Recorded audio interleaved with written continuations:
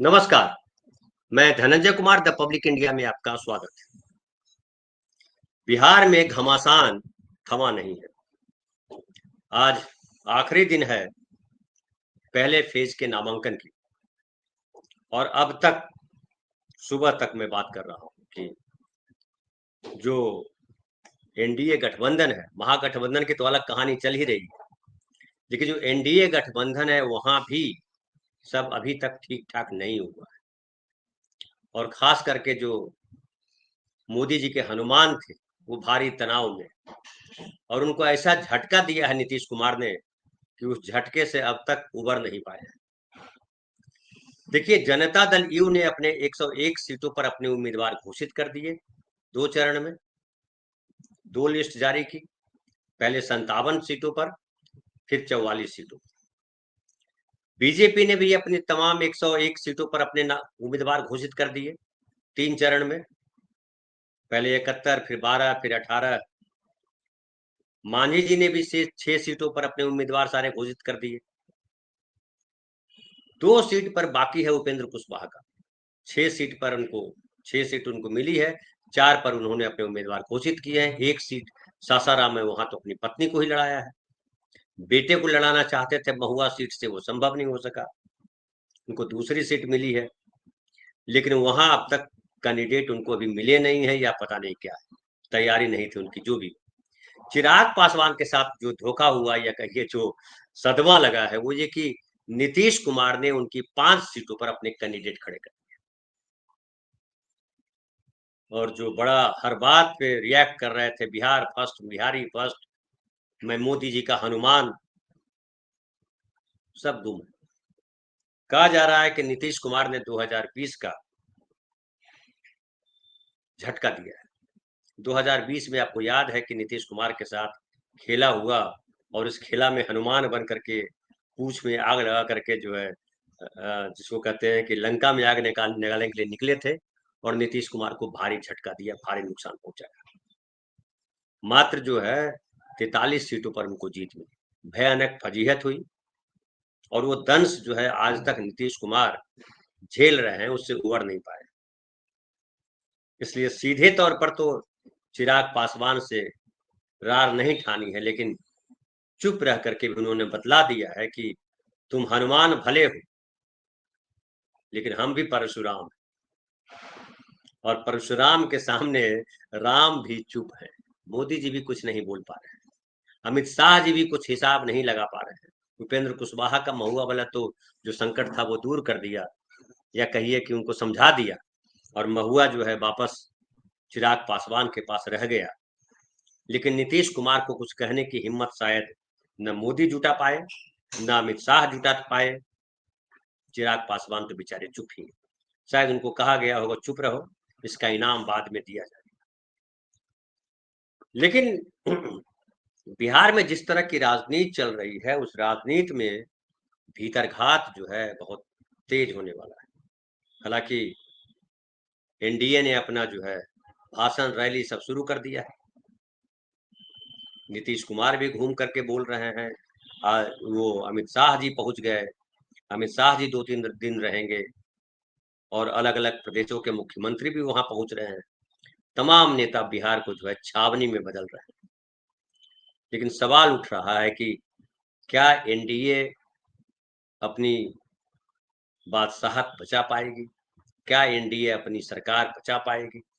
जो टिकटों का बंटवारा है, उसमें अगर गौर करिए तो बीजेपी ने जो है किसी मुस्लिम को उम्मीदवार नहीं बनाया, 13 महिलाओं को उम्मीदवार बनाया है।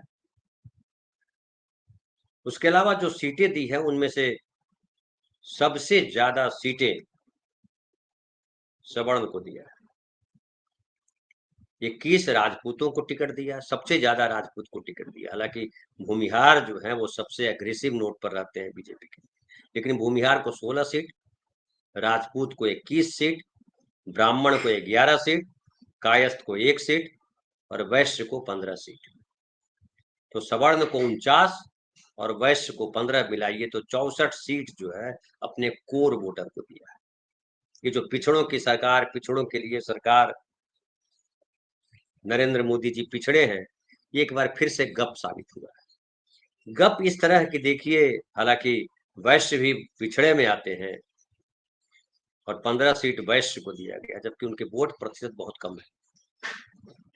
12 दलित को सीट मिली है, 10 अति पिछड़े, 36% अति पिछड़े और उनको मात्र जो है 10 सीट दी गई। उसके अलावा जो पिछड़े हैं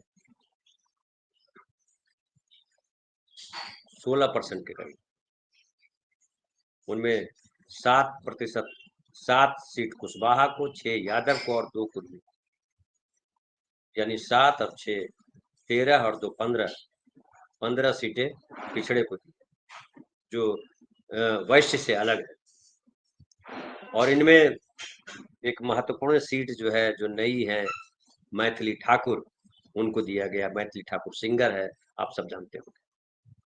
उसके अलावा जनता दल ने जो सीटें दी हैं, उसमें से 101 में से 4 सीटें मुसलमान चेहरे, 4 सीटों पर मुसलमान चेहरों को उतारा। उसमें 1 महिला है और 3 पुरुष है। उसके अलावा 13 महिलाओं को टिकट दिया है। नीतीश कुमार ने भी, हालांकि नीतीश कुमार पंचायती राज व्यवस्था में 50% महिलाओं को आरक्षण दे रखा, नौकरियों में 35% आरक्षण दे रखा है महिलाओं को, और लगातार उनके लिए कहा जाता है कि महिलाओं को सबसे ज्यादा सपोर्ट करते हैं। महिलाओं के लिए ढेर सारी योजनाएं, शराबबंदी तक महिलाओं के लिए किया। इसके अलावा लड़कियों को शिक्षा में जो है, जब वो 10वीं क्लास पास करती है तो फर्स्ट डिवीजन से, तो 15,000 रुपए, 12वीं पास करती है तो 25,000 रुपए, जब वो ग्रेजुएशन करती है तो 75,000 रुपए। अब 75, पहले 50 था। अगर अगर ये क्या कहते हैं, पोस्ट ग्रेजुएशन पास करती है तो 1 लाख रुपए, और प्रीलिम्स बीपीएससी करती है तो 25,000 रुपए। ये सारे रुपए महिलाओं को दिए जाते हैं कि महिलाएं आगे बढ़े, आगे आए। तो राजनीति में, जीवन में और अपने पैरों पर कैसे खड़ी हो महिलाएं, इसके लिए नीतीश कुमार ने तमाम योजनाएं लाई।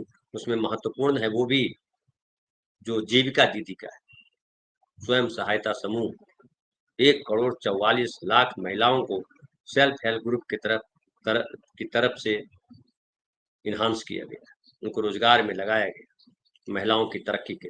और बिहार में महिलाओं की तरक्की दिखाई पड़ती, लेकिन नीतीश कुमार ने जो कैंडिडेट उतारे हैं, उनमें से मात्र 13 महिलाओं को टिकट दिया है, जबकि अपेक्षा की जाती थी कम से कम 35% महिलाओं को तो टिकट देंगे, क्योंकि 35% आप महिलाओं को जो है नौकरियों में आरक्षण दिया हुआ है, लेकिन 13 सीट पर दिया है। और उसमें से 1 मुस्लिम है और 1 शेड्यूल कास्ट है, 15 अनुसूचित जाति के लोग हैं, 22 अति पिछड़ा है, 22 सामान्य है, 4 अल्पसंख्यक हैं और 37 पिछड़े समाज से। सवर्ण समाज से काफी कम लोगों को टिकट दिया गया है, जेडीयू के था। और जो जेडीयू ने खास करके जो चिराग पासवान की सीटें थी, सोनवर्षा, अलौली, राजगीर, एकमा और मोरवा, यहाँ अपने कैंडिडेट उतार दिए और चिराग पासवान इस बात से सेटबैक में। एक बीजेपी की तरफ से, या कहिए सम्राट चौधरी के लिए, नीतीश कुमार ने एक जो है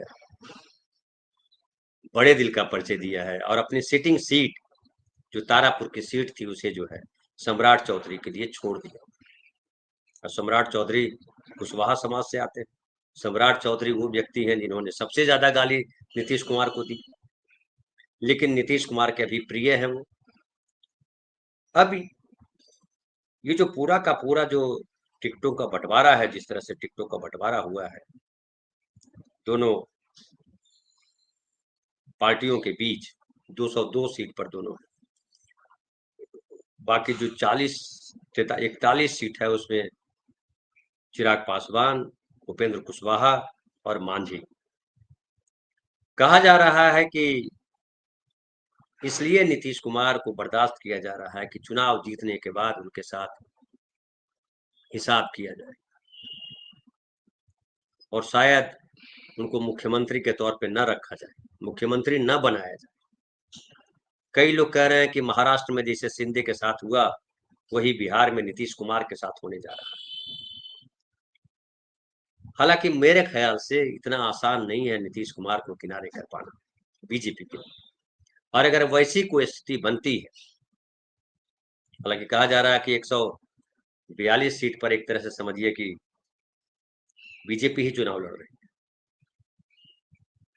चिराग पासवान हनुमान है, भूपेंद्र कुशवाहा जी अपनी राह तलाश रहे हैं, मांझी जी अपनी परिवार के लिए लड़ रहे हैं, और नरेंद्र मोदी जी के सामने वो जो है सुरक्षित महसूस करते हैं। अब बाकी बचा जेडीयू 101 में कितनी सीटें आती हैं, ये बड़ा इंपॉर्टेंट है। कहा जा रहा है कि अगर बीजेपी को इतनी सीटें आ गई कि 10-15 सीटों का अरेंजमेंट करना, तो बीजेपी जेडीयू को तोड़ करके अपना मुख्यमंत्री बना देगा। बीजेपी का सपना है कि बिहार में अपना मुख्यमंत्री हो। पिछली बार जब 25 दिसंबर को उनका जन्मदिन मनाया जा रहा था अटल बिहारी वाजपेयी जी का, तो जो डिप्टी चीफ मिनिस्टर हैं विजय कुमार सिन्हा, उन्होंने कहा था कि हमारे आदरणीय अटल बिहारी वाजपेयी जी का सपना रहा कि बिहार में अपना चीफ मिनिस्टर हो, बीजेपी का चीफ मिनिस्टर हो, और बहुत जल्द वो साकार होगा सपना। तो सपना साकार तो तभी होगा जब नीतीश कुमार मुख्यमंत्री पद से हटाए जाएंगे। मुख्यमंत्री नीतीश कुमार चाह रहे हैं कि उनके नाम को ऐलान किया जाए, मुख्यमंत्री वही होंगे। जेडीयू के लोग जो है लगातार कह रहे हैं कि नीतीश कुमार ही मुख्यमंत्री होंगे। हालांकि मैं देख रहा हूं कि बिहार भाजपा के ट्विटर हैंडल से जो ट्वीट किया जा रहा है जेडीयू के लेकर के, वो कहा जा रहा है एनडीए समर्थित जेडीयू। एनडीए के घटक जेडीयू नहीं कहा जा रहा, एनडीए समर्थित जेडीयू। ये बड़ा रहस्यमय है। एनडीए नीतीश कुमार को छोड़ करके है या एनडीए नीतीश कुमार के साथ है, ये रिसर्च का सब्जेक्ट है, और यही भीतरघात है। चिराग पासवान नीतीश कुमार से बदला ले रहे हैं, क्योंकि उनकी 5 सीटें छीन ली, पहले से अदावत है। नीतीश कुमार को चिराग पासवान से बदला लेना है। अब नीतीश कुमार और बीजेपी के पास बीच संघर्ष है। बीजेपी ने 2020 के चुनाव में नीतीश कुमार को धोखा दिया। क्या नीतीश कुमार इस बार बीजेपी को धोखा देंगे? और अगर धोखे की राजनीति चलेगी, भीतरघात की राजनीति चलेगी। देखिए, एक और बता दूं कि चिराग पासवान और जीतन राम मांझी के बीच भी अदावत है, दुश्मनी। ये उनको पसंद नहीं करते, वो उनको पसंद नहीं करते, तो वहां भी भीतरघात। तो चिराग नीतीश के बीच भीतरघात, नीतीश बीजेपी के बीच भीतरघात, चिराग मांझी के बीच भीतरघात। इतने भीतरघात के बीच और जो ट्वीट है बीजेपी बिहार हैंडल से कि एनडीए समर्थित जेडीयू, तो लगता है कि नीतीश कुमार को बाहर करने की तैयारी, मन स्थिति बीजेपी ने बना ली। नीतीश कुमार भी इस बात को समझ रहे हैं, और कहा जाने लगा है कि अगर नीतीश कुमार के बिना बीजेपी प्रयास करती है सरकार बनाने का, तो फिर नीतीश कुमार महागठबंधन की तरफ चले जाएंगे, और महागठबंधन की सरकार बनेगी। वहां नीतीश कुमार मुख्यमंत्री बने या तेजस्वी मुख्यमंत्री बने, अलग सवाल। मतलब नीतीश कुमार मुख्यमंत्री नहीं रहने की कीमत पर बीजेपी के साथ रहेंगे, इसमें संदेह है। लेकिन अगर महागठबंधन अगर जीत जाता है तो खेल ही खत्म हो जाता है, तो कहानी खत्म हो जाती है। ये सारी कहानी तब है जब एनडीए को जीत मिलती है, एनडीए बहुमत में आता है। पिछली बार एनडीए को 115, एनडीए को 125 सीटें मिली थी, और जो महागठबंधन है उसको 110 सीटें मिली थी, 15 सीटों का फासला था। हालांकि वोटों के मामले में 12,000 ज्यादा वोट महागठबंधन को मिले थे, एनडीए को 12,000 कम वोट मिले थे कुल वोट में से। लेकिन कुल वोट में से तो तय नहीं किया जाता है, कहीं कुछ ज्यादा वोट से उम्मीदवार जीत गए, कहीं कम वोट से उम्मीदवार जीते, वो सारा था। और इस बार देखिए फिर हिलसा में वही दोनों कैंडिडेट भिड़ रहे हैं। जेडीयू के जो कैंडिडेट मुखिया थे, प्रेम मुखिया, वो 12 वोट से जीते थे, उनको टिकट दिया गया इस बार फिर जेडीयू से। और आरजेडी ने टिकट दिया है शक्ति सिंह यादव को। शक्ति सिंह यादव 12 वोट से हार गए थे, तो वो भी बड़ा दिलचस्प खेल है। इसके अलावा दिलचस्प खेल और चल रहा है वहाँ, कि जो सवर्ण और बैकवर्ड क्लास की जो लड़ाई है, जो पिछड़ों की लड़ाई है, दलितों की लड़ाई है, सामाजिक या न्याय की लड़ाई है, ये सबसे इम्पोर्टेंट है। बीजेपी का जोर होगा कि वो घुसपैठिया हिंदू मुसलमान करे। नीतीश कुमार का जोर होगा कि वो जो है सामाजिक न्याय पे फोकस करें।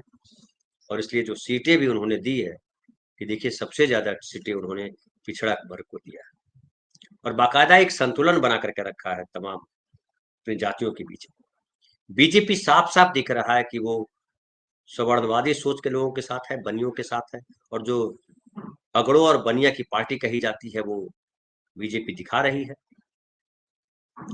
महागठबंधन में अभी जो है सीटों का बंटवारा फाइनल नहीं हुआ है, सब अपने अपने कैंडिडेट को सिंबल बांट रहे हैं।